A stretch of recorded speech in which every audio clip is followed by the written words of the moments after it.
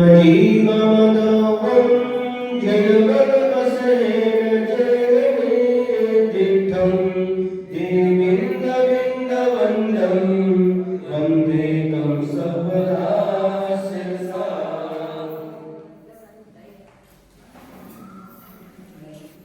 कल की कक्षा में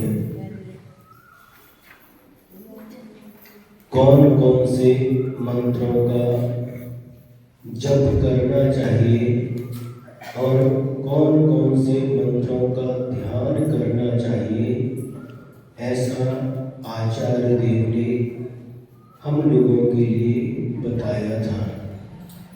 35 अक्षर का मंत्र, लघुकार मंत्र, 16 अक्षर का मंत्र, रट सिद्धाचार्योपाध्याय सर्वसाधुभ्यो नमः, 6 अक्षर का मंत्र अरिहंत सिद्ध, 4 अक्षर का और ओम नमः सिद्धेभ्यः, 4 अक्षर का मंत्र अरिहंत, 2 अक्षर का मंत्र सिद्ध और ओम ह्रीं, 1 अक्षर का मंत्र ओम। वह ओम भी पंच परमेष्ठी का वाचक है।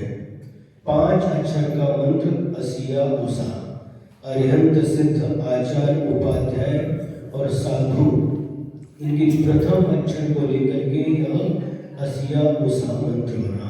इस प्रकार से इन मंत्रों का जाप करना चाहिए और ध्यान करना चाहिए, ऐसा कहा। अन्नम च गुरुपदेशेन, और अन्य मंत्र भी गुरु के उपदेश से उनका भी जाप करना चाहिए, ध्यान करना चाहिए। गुरु महाराज के माध्यम से भी हमें मंत्रों की प्राप्ति होती है। गुरु महाराज जो मंत्र देते हैं उस मंत्र का भी जाप करना चाहिए, ध्यान करना चाहिए। बारामती के एक श्रावक थे, व्रती श्रावक थे, प्रतिमाधारी बालचंद जी, जो कुंथलगिरी सिद्ध क्षेत्र के महामंत्री थे। बहुत वर्षों से वो कुंथलगिरी क्षेत्र के लिए समर्पित होकर के कार्य कर रहे थे और अंत में 98 वर्ष की उम्र में गुरुदेव के चरणों में जाकर के डोंगरगढ़ में उन्होंने क्षुल्लक दीक्षा ली। गुरु के कर्ण कमलों से उन्हें क्षुल्लक दीक्षा प्राप्त हुई और उनका नाम आह्लाद सागर आचार्य ने रखा। और उनकी संलेखना प्रारंभ हुई तो गुरु महाराज से उन्होंने निवेदन किया, गुरुदेव हमको कोई गुरु मंत्र दीजिए। तो उस समय आचार्य श्री ने उनके लिए नमो जिनानम ऐसा मंत्र दिया था।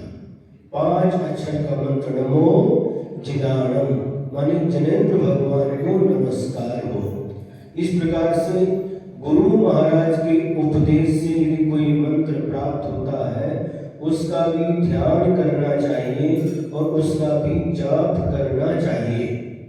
अब जो पंच परमेष्ठी के वाचक जिन मंत्रों का हम ध्यान करते हैं, जप करते हैं, उनका स्वरूप क्या है? अरिहंत परमेष्ठी किसे कहते हैं? सिद्ध परमेष्ठी किसे कहते हैं? आचार्य परमेष्ठी किसे कहते हैं? उपाध्याय परमेष्ठी किसे कहते हैं? और साधु परमेष्ठी किसे कहते हैं? तो आगे की गाथाओं में आचार्य देव एक एक गाथा के माध्यम से एक एक परमेष्ठी के स्वरूप का वर्णन कर रहे हैं। सबसे पहले अरिहंत परमेष्ठी का वर्णन किया जा रहा है। गाथा नंबर 50। नट्ठ चतुखायिकं दंसन सुहनाण वीर्यमयो,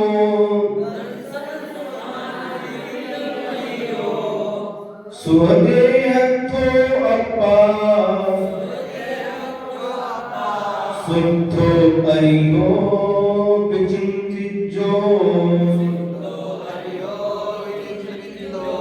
नट्ठ चतुखायिकं दंसन सुहनाण वीर्यमयो, सुहदेहत्थो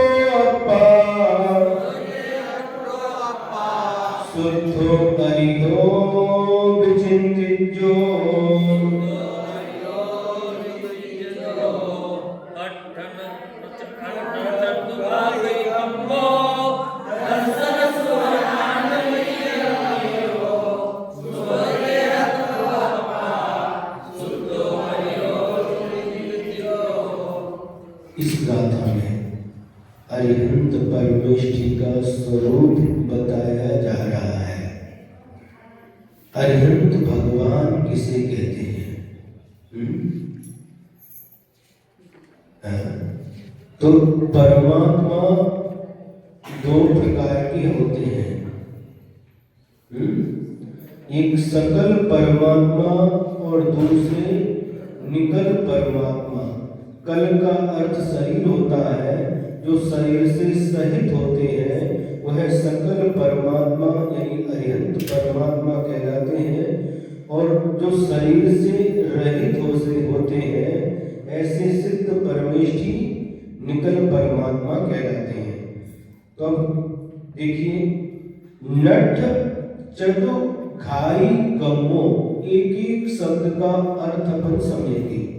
नठ यानी नष्ट कर दिया है जिन्होंने, चतु माने चार, घाई माने घाती, गमो यानी कर्म, नष्ट कर दिए हैं चार घातिया कर्म जिन्होंने, और दंसण यानी दर्शन, सुख यानी सुख, नान यानी ज्ञान, वीर यानी वीरमय है, यानी अनंत दर्शन, अनंत सुख, अनंत ज्ञान और अनंत वीरमय है, इनसे सहित है। सुह माने शुभ, देहत्थो देह माने शरीर में स्थित है। शुभ शरीर में जो स्थित है, शुद्धो और जो शुद्ध है, अप्पा वे आत्मा अरिहो अरिहंत कहलाते हैं, और विचिंतित जो ऐसे अरिहंत परमेष्ठी ध्यान करने के योग्य है।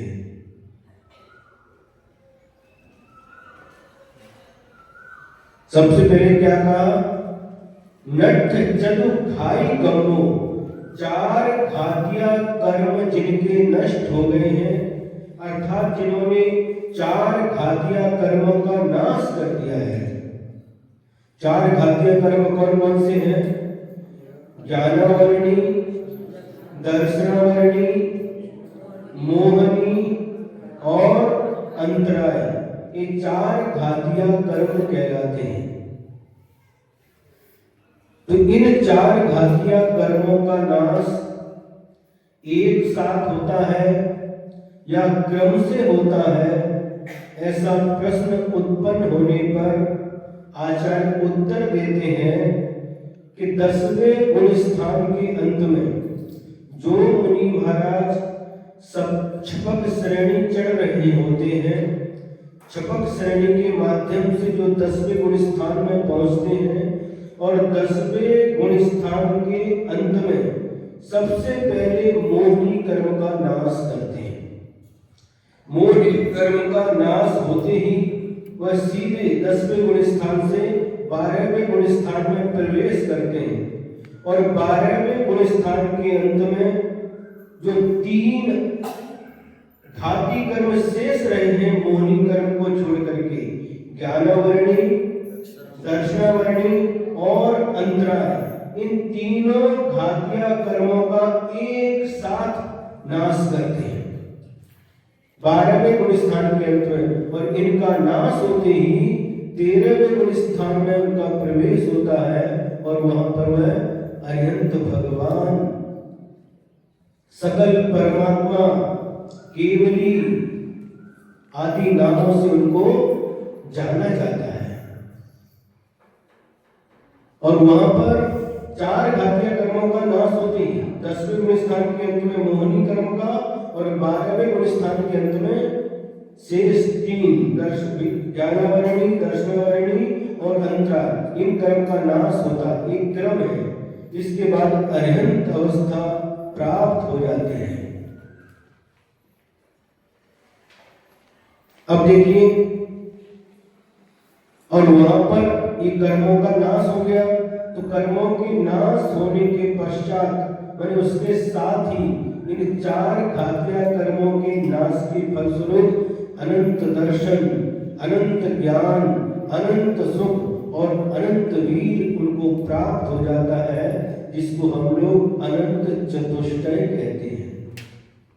ज्ञानावर्णी कर्म के नाते अनंत ज्ञान, दर्शनावर्णी कर्म के नाते अनंत दर्शन, मोहनी कर्म के नाते अनंत सुख और अंतराय कर्म के नाम से अनंत वीर की प्राप्ति होती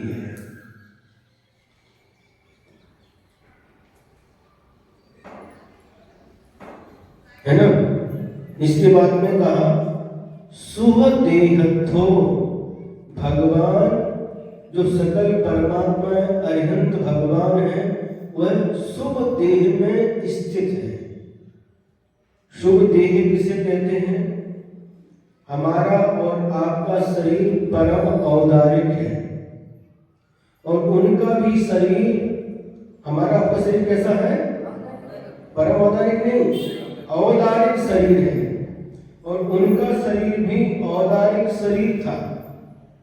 लेकिन जैसे ही तपस्या के द्वारा उनके शरीर में जो निगोदिया आदि जीव थे उनका निष्कासन हो जाता है।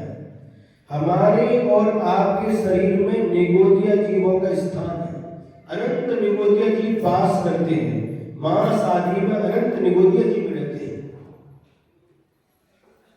और जैसे ही वह श्रेणी पर चढ़ते हैं और जहां तक मुझे स्मरण है 12वें स्थान में ही उनके सारे के सारे निगोदिया जीवों का शरीर से निष्कासन हो जाता है। उनका शरीर जीवों से रहित हो जाता है और जो उनकी सप्त धातु है, अपना शरीर कैसा है? सप्त धातुमय है और उनका शरीर शुद्ध अवस्था को प्राप्त कर लेता है। ऐसे शरीर को परम औदारिक शरीर कहते हैं, शुभ शरीर कहते हैं। और क्या कहा आगे विशेषण किया? शुद्धो, वो कैसे होते हैं? शुद्ध होते हैं। हम और आप लोग अशुद्ध अवस्था में हैं, लेकिन अरिहंत भगवान की अवस्था शुद्ध अवस्था है। शुद्ध किसे कहते हैं? जो दोष से रहित है, दोष से रहित होते हैं उन्हें शुद्ध कहते हैं। दोष कितने होते हैं? 18 दोष होते हैं। चुत पिपासा जरातंक जन्मांतक वैस्मयाः न राग द्वेष मोहाश्च यस्याप्ता स प्रकीर्त्यते। ये 18 दोषों के नाम समुद्रभद्र स्वामी ने रत्नगण शास्त्राचार्य में लिखे हैं। चुत माने भूख, वह भूख से रहित होते। भगवान को अरिहंत बनने के बाद भूख नहीं लगती। पिपासा, प्यास नहीं लगती। जरा, बुढ़ापा नहीं आता, मातापन नहीं आता। आतंक, रोग नहीं होते। जन्म नहीं होता, अंत यानी मरण नहीं होता, भय नहीं होता, गर्व नहीं होता, राग द्वेष मोह नहीं होते, चिंता, अरति, निद्रा, विस्मय, मद, स्वेद और खेद, ये 18 दोष नहीं होते। वह आप सच्चे देव कहलाते हैं। इन 18 दोषों से वह रहित होते हैं। यदि आप लोगों को सच्चे देव की पहचान करना है तो एक तरीका है। आप जिस देव को भजना चाहते हैं सबसे पहले देखिए उनको भूख लगती है क्या? भोजन करते कि हाँ करते? वो भगवान नहीं हो सकते। जिनको प्यास लगती है हमारे भगवान नहीं हो सकते। सुने, बुढ़ापा नहीं, बुढ़ापा जिसको आता है वो भगवान नहीं। रोग होता है वो भगवान नहीं। जन्म मरण करते वो भगवान नहीं।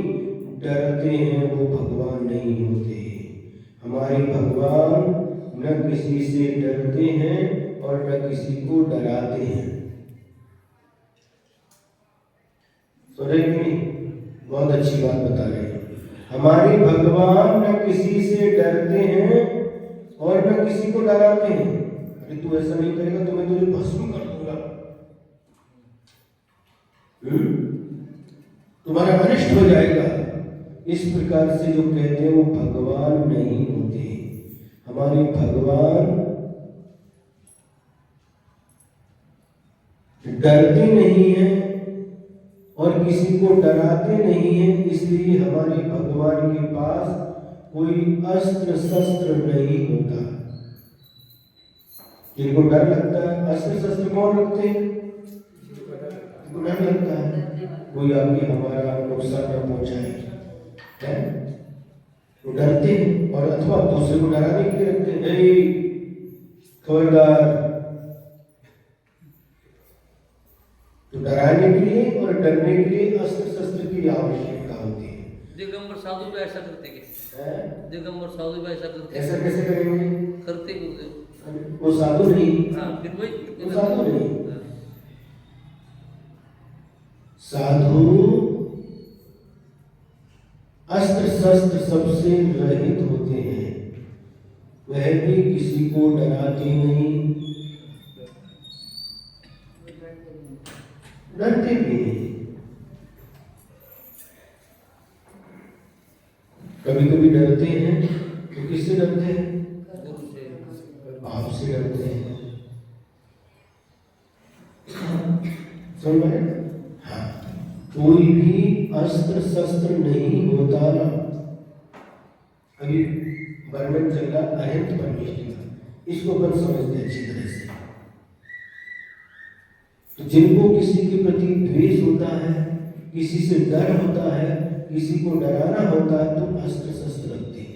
हमारे भगवान न किसी से द्वेष भी एक दोष है, द्वेष भी समाप्त हो गया, भय भी समाप्त हो गया, इसलिए हमारे भगवान के पास कोई अस्त्र शस्त्र नहीं होता। जिसके पास अस्त्र शस्त्र है वह हमारा भगवान नहीं होता। ठीक है। अब इसके बाद में भय के बाद गर्व नहीं करते हमारे भगवान, गर्व से रहित हैं। राग, किसी के प्रति भी राग नहीं, द्वेष, किसी के प्रति भी द्वेष नहीं, और मोह, किसी के प्रति मोह नहीं। जिसके प्रति राग होता है,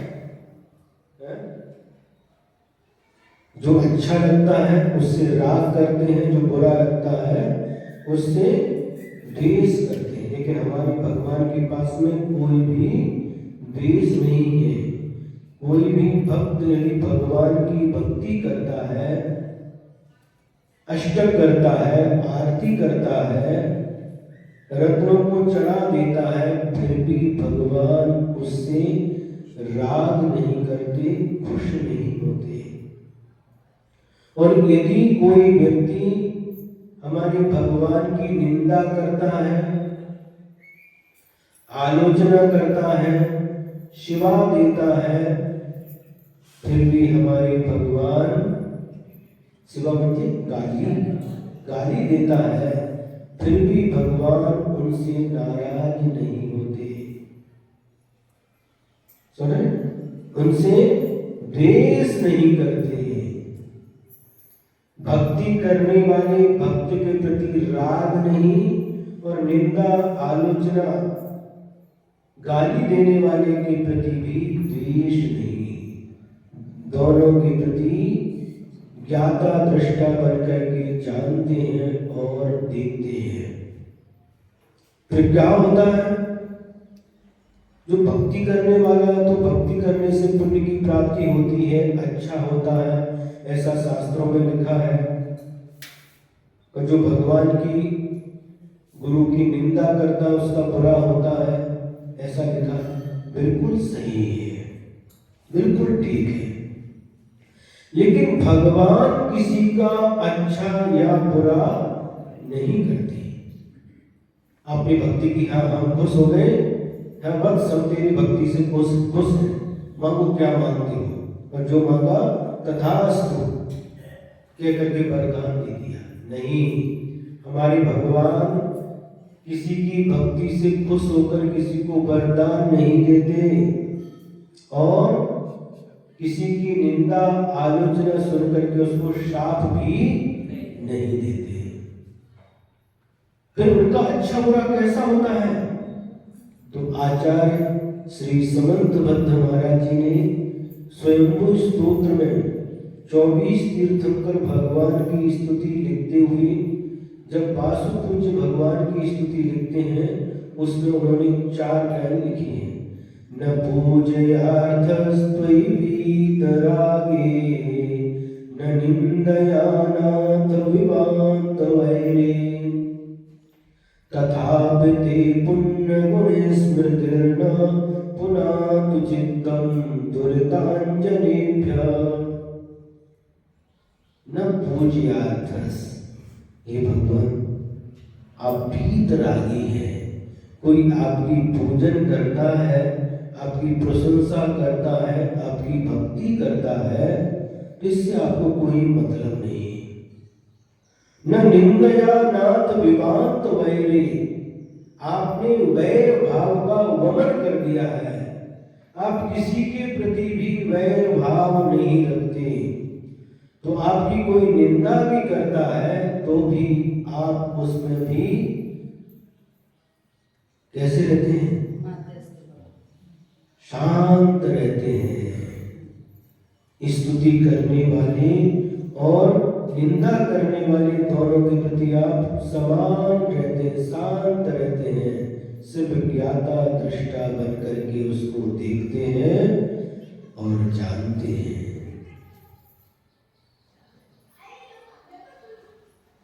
तथापि ते पुण्य गुण स्मृतिर्न, किंतु जो भक्त आपके गुणों की भक्ति करता है उस भक्ति के परिणाम से वह पुण्य कर्म का बंध करता है, साथ से पुण्य कर्म का बंध करता है और वही पुण्य जब फलता है तो उसे सुख और सुख की सामग्री, सुख के साधन उपलब्ध करा देता है। और जो व्यक्ति आपकी निंदा करता है तो निंदा के भावों से पाप कर्म का बंध कर लेता है, और जब पाप कर्म उदय में आता है तो नाना प्रकार के कष्ट देता है, नाना प्रकार की यातनाएं देता है। भगवान आप कुछ भी नहीं करते। समझ आ रहा है? हमारे भगवान करता नहीं है, हम स्वयं करता है। भगवान की भक्ति, भगवान की प्रशंसा, भगवान की पूजा आदि करके हम जो शुभ पुण्य का बंद करते हैं, साक्षात पुण्य कर्म का बंद करते हैं, वही पुण्य हमारी रक्षा करता है, रक्षा कवच बन करके रक्षा करता है। भगवान किसी की रक्षा नहीं करते। करने वाले हम हैं, हम स्वयं हैं। कोई भी रक्षा नहीं करता। कौन रक्षा करता? हमारे द्वारा अतीत काल में किया गया पुण्य ही हमारी रक्षा करता है। वने रणे शत्रु जलाग्नि मध्ये महारणवे पर्वत संकटे वा सुप्तं प्रमत्तं विषय स्थितं वा रक्षन्ति पुण्यानि पुराकृतानि। क्या कहा? वन में हो, वनी रणे, रणभूमि में जब युद्ध के मैदान में युद्ध कर रहे हो, शत्रु से घिरे हुए हो, चारों तरफ से शत्रुओं ने आपको घेर लिया हो, शत्रु जलाग्नि मध्य, समुद्र में गिर गए हो, नदी में गिर गए हो, अग्नि मध्य, ऐसी जगह आप पहुंच गए और पहुंचने के बाद चारों तरफ से अग्नि ने आपको घेर लिया हो, जलाग्नि मध्य, महारणवे, महासमुद्र में गिर गए हो, पर्वत के ऊपर हो, महारणवे, संकटे, संकट से घिरे हुए हो, चारों तरफ से संकट के बादल मंडरा रहे हो, सुप्तम, सोए हुए हो, प्रमत्तम, प्रमाद में हो, जागृत हो, विषय स्थितम वा, विषयों का सेवन कर रहे हो, उस समय इन सभी अवस्थाओं में यदि आपका कोई रक्षक है, रक्षक की पुण्यानी पुराकृतानी, पुरा माने अतीत काल में पहले जो आपने पुण्य कर्म का बंध कर रहा है, वही पुण्य इन सभी अवस्थाओं में आपकी रक्षा करता है।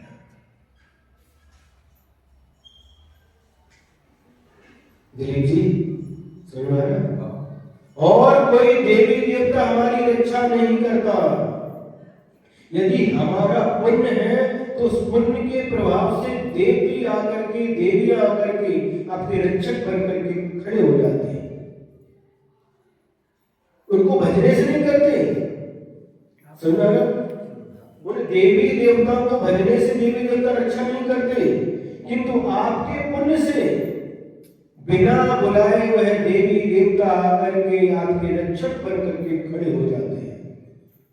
देखिए, आप शास्त्रों का अध्ययन करते हैं, प्रथमानियों के कितने सारे ऐसे प्रसंग हैं।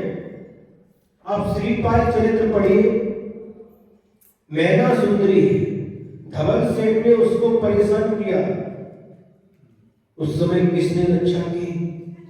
नमोकार मंत्र का जाप कर रही है, पंच परमेश्वर को याद कर रही है, और देव आकर के धवल सेठ की पिटाई करते हैं। क्या देव को बुलाया? क्या देव को भजा? नहीं, उसके पुण्य के प्रभाव से देव खिंचे हुए आ जाते हैं और आकर के रक्षा करते हैं। सुन रहे हैं? और अग्नि का कुंड बनाया गया है, अग्नि की लपटें उठ रही हैं, और सीता की अग्नि परीक्षा है। सीता को अग्नि परीक्षा देना है। सीता उस समय क्या करती है? नमो अरिहंताणम, अरिहंत भगवंतों को नमस्कार हो। नमो सिद्धाणम, सिद्ध परमेश्वरों को नमस्कार हो। नमो आयुर्याणम, आचार्य परमेश्वरों को नमस्कार हो। नमो ओच्छायाणम, उपाध्याय परमेश्वरों को नमस्कार हो। नमो लोये सौम साहुणम, लोक में जितने साधु परमेष्ठी विराजमान है उन सबको नमस्कार हो। इस प्रकार पंच परमेष्ठी मेरे सब कुछ है, वही मेरे लिए शरण है, उनको छोड़कर मेरा कोई भी शरण नहीं है। ऐसे दृढ़ विश्वास के साथ पंच परमेष्ठी को नमस्कार करके नमोकार बोलती उस अग्नि कुंड में कूद जाती है। उस समय कौन रक्षा करता है? देवों के आसन कंपायमान हो जाते हैं। जिन्हें भगवान के भक्त के ऊपर संकट आ गया, तुरंत एक सेकंड नहीं लगता आकर के उस अग्नि कुंड को जल कुंड में परिवर्तित कर देते हैं। और उस जल कुंड में एक कमल है, और कमल के ऊपर सीता बैठी हुई है। कमल कहाँ है? पानी के ऊपर, और उसके ऊपर सीता बैठी हुई है। यह दृश्य कौन बनाता है? देवता लोग आकर के दृश्य उत्पन्न कर देते हैं। कमल के ऊपर सीता बैठी, कोई बैठी तो क्या डूबेगी कि नहीं? लेकिन वो पानी में कमल तैर रहा है और उसके ऊपर सीता बैठी। देव लोग जय जयकार कर रहे हैं, धर्म की जय जयकार कर रहे हैं। इसने रक्षा की सीता की। बोलिए, देवों ने की, देव ने जलकुंड बनाया, लेकिन सीता ने देव को भजा नहीं। सीता ने देवी देवताओं को बुलाया नहीं। सीता ने देवी देवताओं को नमस्कार नहीं किया। उसने तो सिर्फ पंच परमेश्वरों को नमस्कार किया। समझ में आया? नमोकार मंत्र का उच्चारण किया और कोई मंत्र नहीं। नमोकार मंत्र का उच्चारण किया, पंच परमेश्वर को याद किया, नमस्कार किया। उसके पुण्य के प्रभाव से देवलोक भी, स्वर्ग में रहने वाले देवलोक भी धरती पर आकर के सीता की रक्षा करने के लिए तत्पर हो गए। ऐसे कितने सारे प्रसंग हैं जब जिस समय पंच परमेश्वर को याद करते हैं, नमोकार मंत्र को जपते हैं और देवी देवता आकर के रक्षक बन करके खड़े हो जाते हैं, रक्षा करने के लिए आ जाते हैं। बुद्धिमान बनिए, जो रूढ़िवाद अंधश्रद्धा को लेकर के जी रहे हैं उस अंधश्रद्धा को तोड़िए। अंधश्रद्धा रूढ़िवाद की जो सागर में हम जकड़े हुए हैं उन सागरों को तोड़ करके फेंक दीजिए।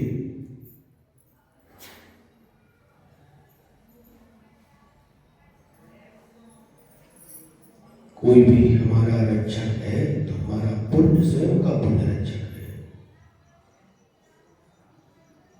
जंगल में 14 साल तक राम लक्ष्मण सीता है, किसने रक्षा किया? देखिए रणभूमि में चारों ओर से शत्रुओं ने घेर लिया और उसके बाद भी बच करके आ जाता, कौन रक्षा करता है? हमारा पुण्य ही हमारी रक्षा करता है। अग्नि कुंड में कूदी अग्निवत थे, अग्नि की लपटों के बीच में सीता की रक्षा किसने की? उसके पुण्य ने रक्षा की। परीक्षा मत कर लेना, आपका पुण्य नहीं और आप भी कूद रहे हो बोल करके, देवता आते तेरी परीक्षा करते।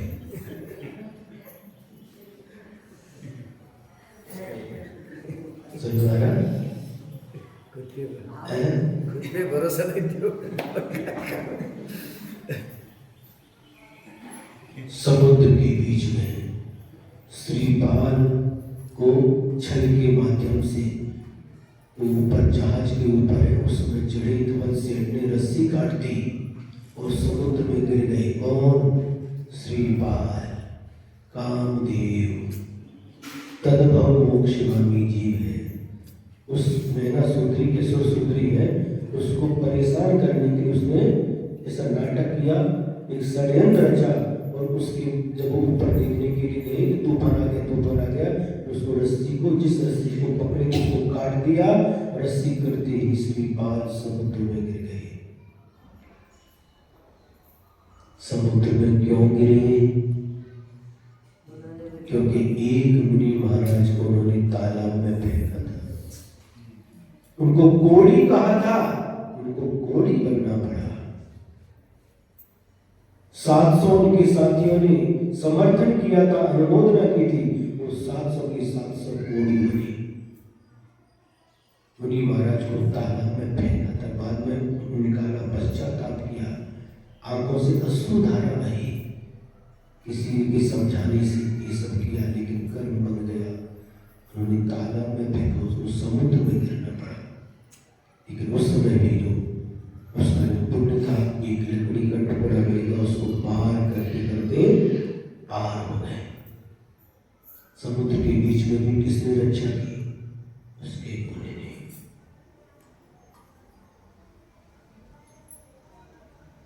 चाहे आप सो रहे, कुछ भी हो, प्रत्येक समय आपका पुण्य आपकी रक्षा करता है। ये बात गांठ बांध करके रखिए। शीला जी बहुत दिन के बाद आ गए। कुछ बच्चे ऐसे रहते, विद्यार्थी कभी भी स्कूल की छुट्टी नहीं लेते, एब्सेंट टाइम से पहुंचते हैं, कुछ भी हमारा मिस ना हो जाए। कुछ बच्चे कभी कभी छुट्टी लेते, कभी घूमने के लिए आते, छुट्टी ले लेते, कभी घर में भी रहते तो भी कुछ ना कुछ काम करना, ये करना, कुछ ना कुछ बहाना बनाकर छुट्टी पर चले जाते हैं। लेकिन कुछ बच्चे ऐसे रहते हैं जो कुछ भी हो जाए क्लास की छुट्टी नहीं लेते, कहीं कुछ चूक न जाए हमारा। 3-4 दिन की क्लास शेष बची, 4 दिन की क्लास शेष, बस उसके बाद परीक्षा होगी। जो बच्चे प्रतिदिन आते हैं परीक्षा से कभी घबराते नहीं। सुना है?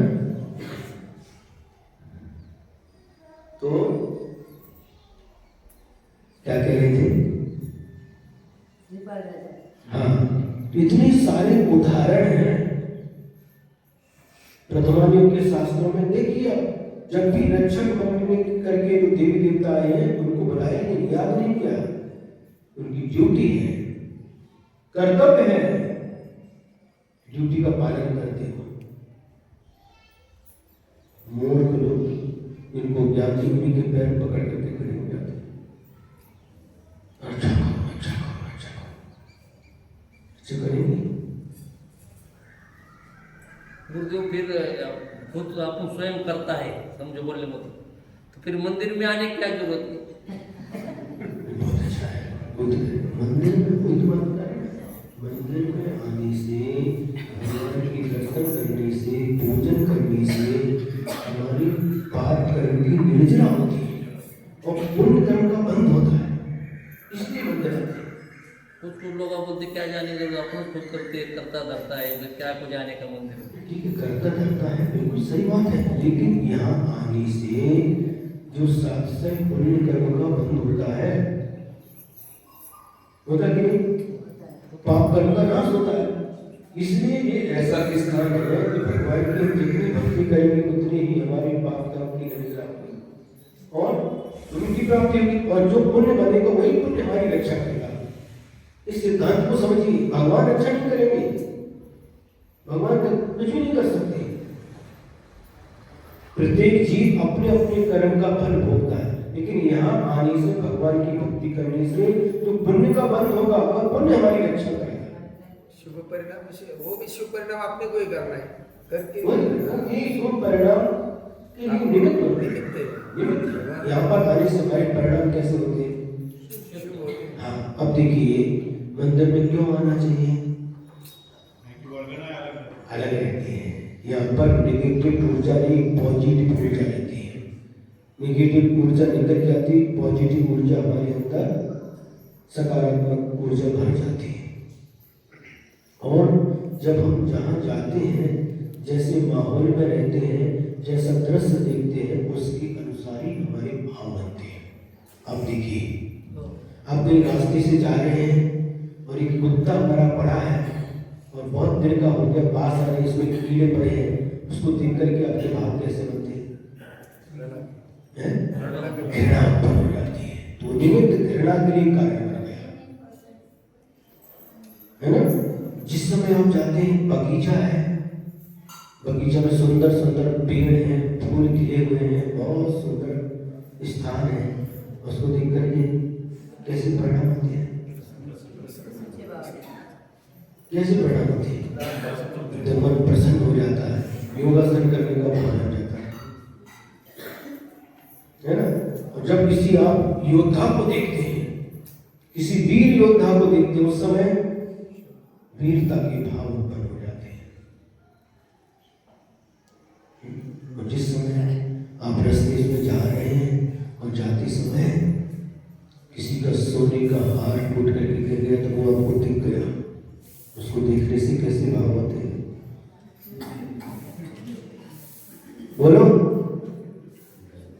लोग कसाय उत्पन्न होती कि नहीं? उससे उठाने के भाव आते कि नहीं? लोग कसाय के लिए वो निमित्त बन गया।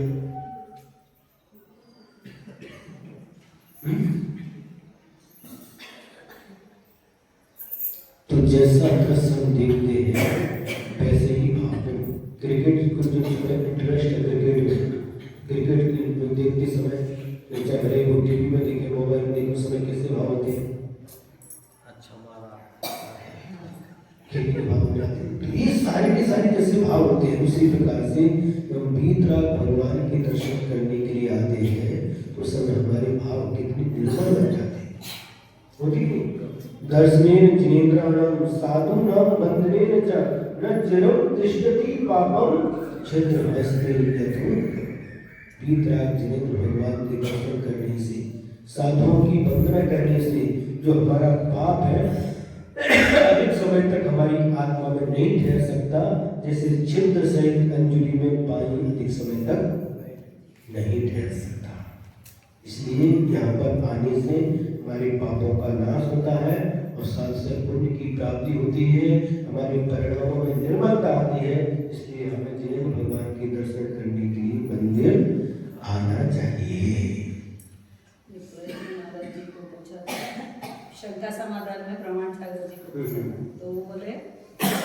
हवा तो सब तरफ है, फिर गाड़ी की हवा भरने वर्कशॉप पे क्यों जाते हो? बराबर, सही बात है। बिल्कुल सही बात है। अब देखिए, अब यहाँ तो आते हैं, अब तीर्थ क्षेत्र जमीन से करती जाती है, उसका परिणाम है, उसका प्रभाव क्या भाव रहती है वहाँ पर, क्या निर्मलता आती है। महावीर यहाँ भी पावापुर में महावीर भगवान का निर्माण हुआ, वहाँ पर भी जाते हैं, उसका अलग ही प्रभाव रहता है। सिद्ध भूमि का, सिद्ध क्षेत्र का विशेष जो प्रतिमा रहती है, कॉम्प्लेक्स महाबली भगवान की प्रतिमा, वो अलग ही हमारी भाव होती है, परिणामों में निर्मलता आती है, विशुद्धि बढ़ती है। इसलिए हमें तीर्थ यात्रा करना चाहिए। तो अरविंद भगवान का स्वरूप बताया है इस प्रकार से, जो 18 दोष जिसके पास है वो हमारे देव नहीं है, वो हमारे भगवान नहीं है। जो 18 दोषों से रहित है उनको शुद्ध कहते हैं, और जो शुद्ध है वही हमारे भगवान कहते हैं। उनको कहते हैं अरियो, अरियो यानी अरिहंत, उनको अरिहंत कहते हैं। अरिहंत किसको कहते हैं? अरि माने शत्रु, और हंत माने उनको नष्ट करने वाला। हम लोग समझते हैं कि हमको जो दुख देते हैं, पीड़ा पहुंचाते हैं, वही हमारे शत्रु हैं, लेकिन यहाँ पर कह रहे हैं सबसे बड़े शत्रु हमारे कर्म हैं। इन कर्मों के कारण से ही हमको पीड़ा भोगना पड़ता है, भले ही निमित्त कोई भी बन जाए। कई बार हमारा बेटा ही निमित्त बन जाता है, हमारी मां निमित्त बन जाती है, भाई निमित्त बन जाता है, निमित्त कोई भी बने, लेकिन कर्म हमारा है। वह निमित्त चेतन भी हो सकता है, अचेतन भी हो सकता है। उसके माध्यम से हमें उस कर्म का फल प्राप्त होता है, वह नो कर्म कहलाता है, और उस कर्म के फल को ही हम भोगते हैं। अरिहंत भगवान ने क्या किया? अपने उन कर्म शत्रुओं पर ही पार किया है। त्रिंच नदी के 2 प्राणी हैं, एक कुत्ता, दूसरा सिंह। यदि कोई कुत्ते के ऊपर वार करता है, कुत्ते को लकड़ी मारता है, तो देखिए वो कुत्ता क्या करता है? लकड़ी को ही पकड़ता है। यदि कोई कंकड़ पत्थर फेंक करके मारता है, तो पत्थर को पकड़ करके मुंह में चबाता है। मैं समझता इस पत्थर ने, इस लकड़ी ने मुझे मारा है। और सिंह के ऊपर यदि कोई वार करता है, तो सिंह जिससे वार कर रहा है उसको नहीं पकड़ता, किंतु वार करने वाले को पकड़ता, उसके ऊपर आक्रमण करता है। अज्ञानी व्यक्ति इनने हमको मारा, इनने हमको कष्ट दिया, इसको व्यक्ति को पकड़ता है। ज्ञानी व्यक्ति ये तो निमित्त है, हमने भी किसी जीवन में इनको कष्ट दिया होगा, आज वही कर्म उदय में आया है, तो इनके निमित्त से मुझे कष्ट मिल रहा है। कर्म के ऊपर दृष्टिपात करता है कौन? ज्ञानी व्यक्ति। मेरे ही कर्म का फल है जो मुझे भोगना पड़ रहा है। और अज्ञानी व्यक्ति उस व्यक्ति को पकड़ता है, हमें कष्ट दिया। इतना दोनों में अंतर होता है। आप अपने अपने मन से सोचिए, हम किसको पकड़ते हैं? क्यों? समझ आ रहा कि नहीं? क्या आ रहा है? अपने को कोई कष्ट नहीं देता। सासू भाई की 4 बहू है, 2 बहू है, 3, किसी को ज्यादा दे दिया, किसी को कम दे दिया, तो क्या होता है? हंगामा, महाभारत चालू। अरे सासू भाई उनको ज्यादा प्यार करती है, हम इतना करते हैं, भी हमको नहीं। दर्शना को ज्यादा प्यार करती है, हमको इतना नहीं। अगर मानो कभी कभी ऐसा होता है, तो इसमें भी क्या है? उनका कुछ ना कुछ ऋणानुबंध रहता है, ऋणानुबंध रहता है। और कई बार देखा जाता है करती कुछ नहीं, उल्टा कभी उनको उल्टा सीधा अब शब्द बोलती है, अब सब बोलती है, क्योंकि सासू का झुकाव उसकी तरफ रहता। क्यों? उसको कुछ ना कुछ पिछले जीवन का ऐसा पुण्य है, कुछ ना कुछ ऋणानुबंध उसके कारण से ऐसा होता है।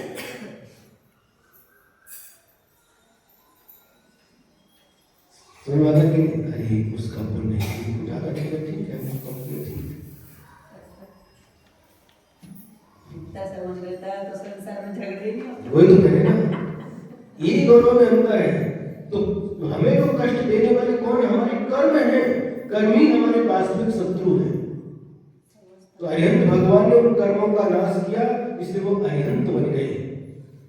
ऐसे अरिहंत परमेश्वरी का ध्यान करना चाहिए, जो चार घातिया कर्मों से रहित हैं और अनंत चतुष्टय से सहित हैं, परम औदारिक देह में स्थित है, 18 दोषों से रहित है, वीतरागी है। इस प्रकार से अरिहंत भगवान का ध्यान करना चाहिए।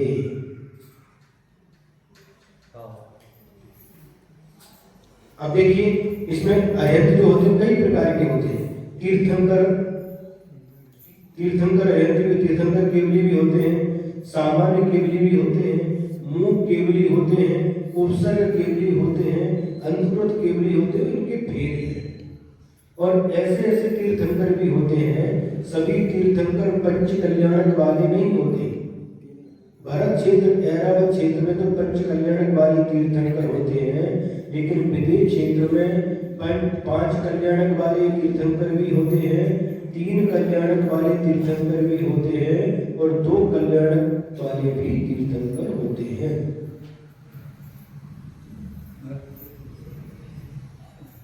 केवल भगवान और शुद्ध केवल, इनमें दोनों में क्या है? जो केवली भगवान होते हैं उनको केवल ज्ञान की प्राप्ति हो गई, वो अरिहंत परमेष्ठी होते हैं। जो शुद्ध केवली होते हैं, शुद्ध ज्ञान की अपेक्षा से उनका ज्ञान जो विस्तृत होता है ना? शुद्ध का ज्ञान उनके पास शुद्ध ज्ञान है, केवल ज्ञान उनके पास नहीं, लेकिन शुद्ध की बहुलता से उनको शुद्ध केवली कहा जाता है। वो बराबर नहीं है, बराबर में तो उनका केवली हो जाएंगे। उन्होंने कर्मों का नाश किया, केवल ज्ञानावरण कर्म का नाश करके उनको केवल ज्ञान की प्राप्ति हुई, लेकिन उनके पास ज्ञानावरण कर्म अभी विद्यमान है। यह तो अंतर है।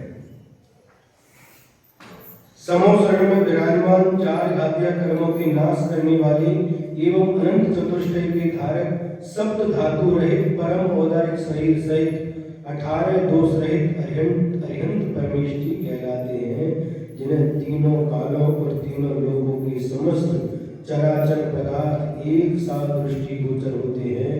ऐसे अरिहंत परमेष्ठी के वीतराग स्वरूप का चिंतन किया जाता है। वीतराग भगवान की प्रतिमाओं का ध्यान भी रूपस्थ ध्यान के अंतर्गत आता है। इस प्रकार से अरिहंत परमेष्ठी का स्वरूप कहा और वह अरिहंत परमेष्ठी हमारे ध्यान के विषय बने, उनका हम ध्यान करें ऐसा उपदेश दिया। दूसरे क्रम पर आते हैं सिद्ध परमेष्ठी भगवान, जो निकल परमात्मा है, शरीर रहित होते हैं। उनका क्या स्वरूप है? गाथा नंबर 51। नट्ठट्ट कम्म देहो लोया लोयस जानो दट्ठा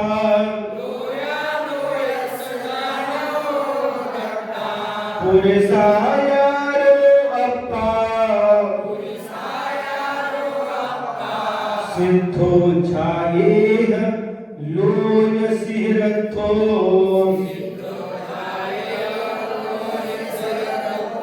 नट्ठट्ट कम्म देहो लोया लोयस जानो दट्ठा पुरसायारो अप्पा सिद्धो छाये लोय सिरथो।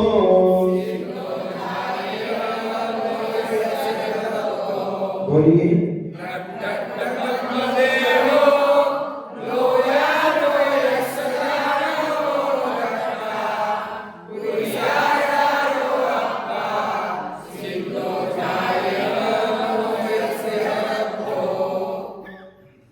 नट्ठट्ट कम्म देयो, पहले क्या कहा था? नट जदु खाई कम्मो, जिन्होंने 4 घातिया कर्मों का नाश किया अरिहंत के लिए। यहाँ पर मैंने नट अठ माने 8 कर्मों को जिन्होंने नट अठ कम देहो 8 कम नट्ठो ने जिन्होंने 8 ही कर्मों का नाश कर दिया है, और देहो माने शरीर को भी जिन्होंने नाश कर दिया है। मतलब 8 कर्मों का नाश होने से जिनका शरीर का ही नाश हो गया है, हमारे और आपके शरीर का भी नाश होता है। लेकिन आयु कर्म का नाश होते ही ये शरीर छूट जाता है, लेकिन पुनः शरीर प्राप्त हो जाता है। लेकिन भगवान ने नट अठ कम देहो 8 ही कर्मों का नाश कर दिया है, और शरीर को जो प्रदान करने वाला है, शरीर बनाने वाले कर्म का भी जिन्होंने नाश कर दिया है, तो हमेशा के लिए जिनके 8 कर्मों का नाश हो गया है और हमेशा के जिनके शरीर का भी नाश हो चुका है, अब वो कभी शरीर धारण नहीं करेंगे। लोया लोयस, लोय माने लो, अलोय माने अलो, इनको जानो, जानने वाले हैं, तथा देखने वाले हैं, ज्ञाता दृष्टा है। पुरुषायारो पुरुष के आकार में स्थित है। जिस शरीर से, जिस पुरुष शरीर से, जिस अरिहंत भगवान ने मोक्ष को प्राप्त किया, निर्वाण को प्राप्त किया, कर्मों का नाश करके, उस शरीर के आकार वाले हैं, उसी पुरुषाकार है। ऐसी अप्पा आत्मा सिद्धो सिद्ध कहलाती है। लोय सिरथो, कहाँ पर है वह सिद्धात्मा? लोय माने लोक के शिखर माने शिखर पर स्थित है, लोक के शिखर पर। ऐसे लोक के शिखर पर स्थित सिद्ध परमेश्वरी का झाईह ध्यान करो। आत्मा शरीर से रहित भी रह सकता है। वो तो शरीर से ऐसा ही है ना, सिद्ध सिद्ध भगवान शरीर से रहित तो है। शरीर कितने होते हैं? 5।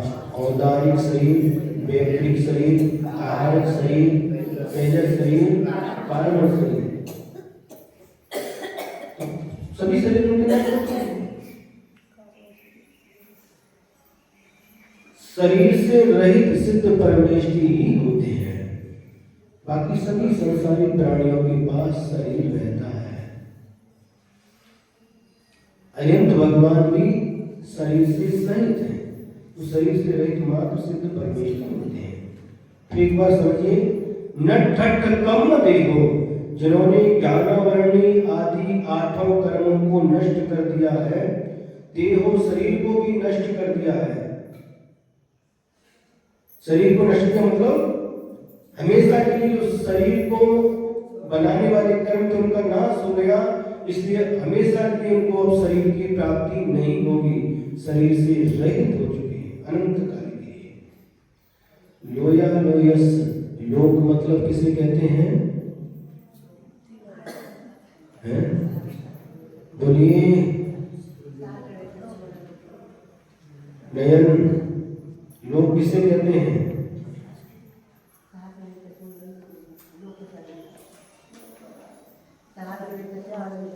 जहाँ पर जीव आदि द्रव्य पाए जाते हैं उसे लोक कहते हैं, और जहाँ पर मात्र आकाश रहता है, जीव आदि कोई द्रव्य नहीं पाए जाते, उसे अलोक कहते हैं।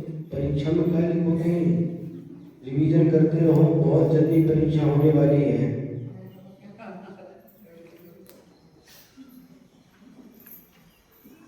और ऐसे लोकालोके वो जानने वाले हैं, देखने वाले हैं, पुरुषाकार में स्थित है, सिद्ध भगवान में बनते हैं। तो जिस शरीर से उनको निर्वाण की प्राप्ति होती है, उसी आकार में उनके आत्मा के प्रदेश ठीक ऊपर स्थित रहते हैं।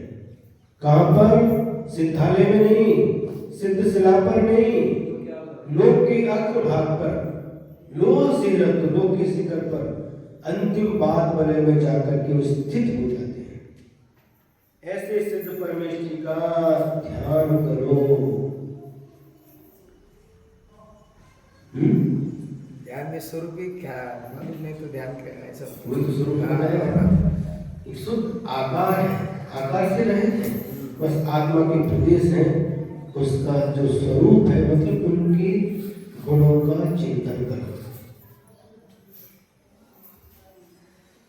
और निराकार जो है सिद्ध परमेष्टि का श्रद्धा के माध्यम से उनका ध्यान करो, आस्था रख करके। वो ईश्वर महावीर भगवान है, वो तो महावीर भगवान की प्रतिमा है। जो भगवान की आत्मा कहाँ पर, लोग ये अगर भाग पर स्थित है, सात हाथ का शरीर का क्या आकार, तो उसी आकार में उनकी आत्मा के प्रदेश आत्मा स्थित है, उनका ध्यान करो श्रद्धा के माध्यम से, उन्हें नमस्कार करो, अपने ध्यान का विषय बनाओ। नहीं महाराज, ध्यान तो हम करते हैं, लेकिन इसका करते हैं, घर का ध्यान करते हैं, दुकान का ध्यान करते हैं, परिवार के लोगों का ध्यान, मोबाइल का ध्यान है, ये क्या है? ये सब ध्यान खोटे ध्यान है, संसार के कारण है। कल बताया था, ध्यान से रहित कोई भी जीव नहीं है। चार ध्यान में आर्थ ध्यान, क्रोध ध्यान, ये संसार के कारण है, दुखों के कारण है। धर्म ध्यान, सुख ध्यान, परे मोक्ष हेतु, ये मोक्ष के कारण है।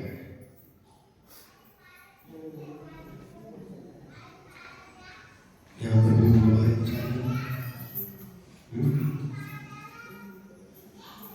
सिद्ध परमेष्टि के गुणों का चिंतन करना, उनके जो गुण है उन गुणों का चिंतन करना रूपातीत ध्यान है। इस ध्यान में ध्याता सिद्धों के गुणों का चिंतन करते हुए यह विचार करता है कि सिद्ध अमूर्तिक हैं,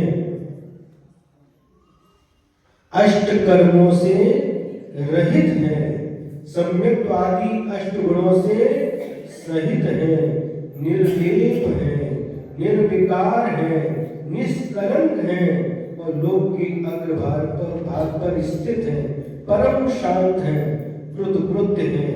इस प्रकार सिद्धों के गुणों में तन्मय होता हुआ साधक मुनि आगे चलकर स्वयं के शुद्ध बुद्ध निरंजन कर्म रहित स्वरूप में लीन हो जाता है।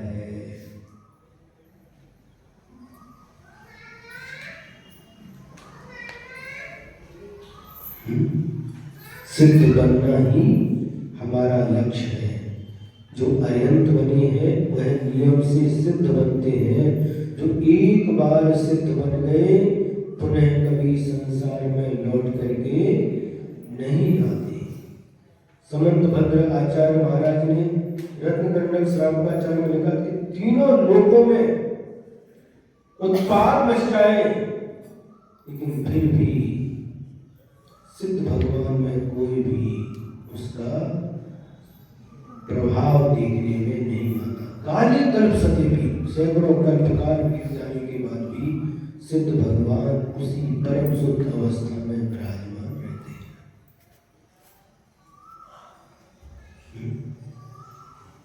कई लोगों को चिंता होती है हमारे लोग पर क्या है, यहाँ पर जो सुख मिलता है पंचेंद्रिय के विषय से वही उनको सुख लगता है, वहां पर क्या है?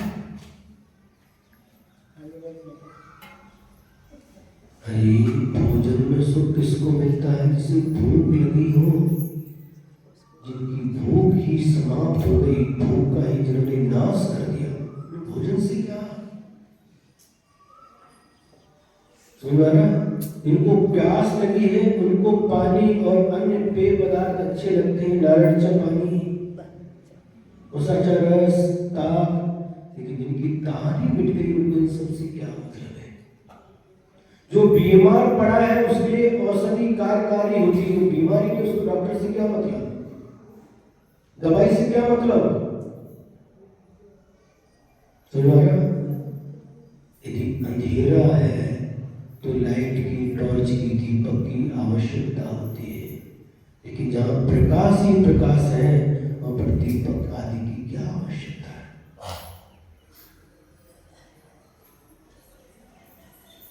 बात समझ में आ रही है? सचिन जी वड़गावी समझ आ रहा है?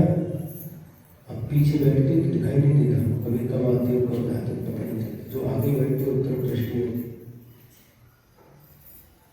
समझ आ रहा? जिनकी सब नष्ट होगी उनको सबसे क्या मतलब है? तो हमारे लिए लक्ष्य क्या बनाना चाहिए?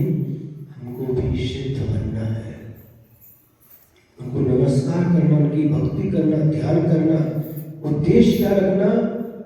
हमको भी सिद्ध बनना। वंदे तद्गुण लब्धये, हे भगवान मुझे और कुछ नहीं चाहिए, बस आपके पास जो गुण है उन गुणों की प्राप्ति मुझे हो। जिन गुण संपत्ति हो मध्यम, जिन्हें तो भगवान की गुण रूपी संपत्ति की मुझे प्राप्ति हो। सुन रहा? ये बाहरी संपत्ति कोई काम की नहीं, मिलती है पुण्य के उदय में आती है और पाप के उदय में चली जाती है। जब पुण्य का उदय आता है फिर दर दर भीख मांगने वाला भिखारी भी राजा बनकर के राज सिंहासन पर बैठकर राज करता है। और जब पाप का उदय आता है तो राजा भी दर दर की ठोकरें खाता है, दर दर जाकर के पेट भरने के लिए भीख मांगता है। ये सब पुण्य पाप का खेल है। भगवान कहते हैं, भक्त कहता है, भगवान हम आपके भक्त, ठीक है भक्त हो बेटा, लेकिन तुम्हारे अंदर भी भगवान बनने की शक्ति विद्यमान है। दूसरे धर्म के जो भगवान जिनको मानते हैं लोग कहते हैं हम भगवान तुम भक्त। भक्त अपने को भक्त मानता है, हमेशा मैं भक्त रहूं, ये हमेशा भगवान। लेकिन हमारे भगवान कहते नहीं, मैं भी तुम्हारे जैसा पहले भक्त था। तुम पहले सच्चे भक्त बनो, सच्चे देव शास्त्र रूप के सच्चे भक्त बनो। सच्चे भक्त बनोगे तो एक दिन तुम भी भगवान बन जाओगे। अभी तुम सच्चे भक्त नहीं हो। जो सच्चा भक्त होता है बस तेरे दर को छोड़कर किस दर पर जाऊं मैं, भजन तो बोलते हैं, लेकिन जब कभी ऐसा समय आता है तो दूसरे दर पर भी गणेश जी दर दर जाते हैं भूल जाते हैं। पहले सच्चा भक्त बनो, सच्चे देव, सच्चे सास, सच्चे गुरु का सच्चे भक्त बन गए। बस इस जीवन में इतना पुरुषार्थ आपने कर लिया तो निश्चित रूप से बहुत जल्दी आपको भी उस भगवत पद की प्राप्ति होगी और आपकी आत्मा भी अनंत अनंत सिद्ध परमेश्वर के बीच जाकर के विराजमान हो जाएगी।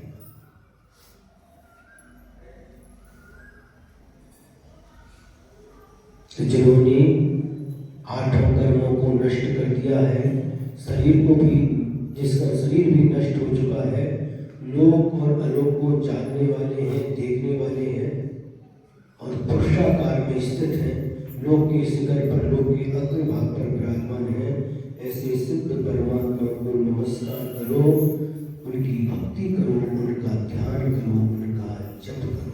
इस प्रकार से सिद्ध परमेश्वर का स्वरूप हो गया। समय आपका समानो हो चुका है।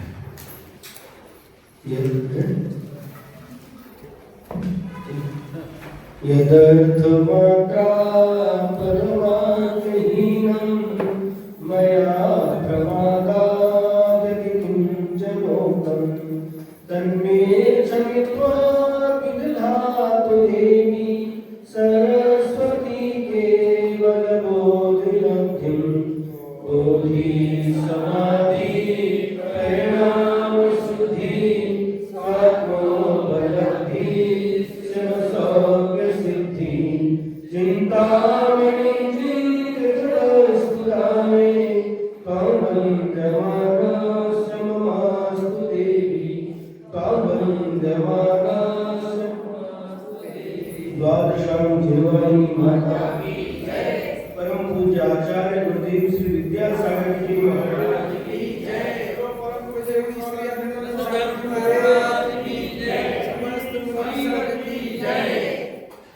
नौ बार नौकार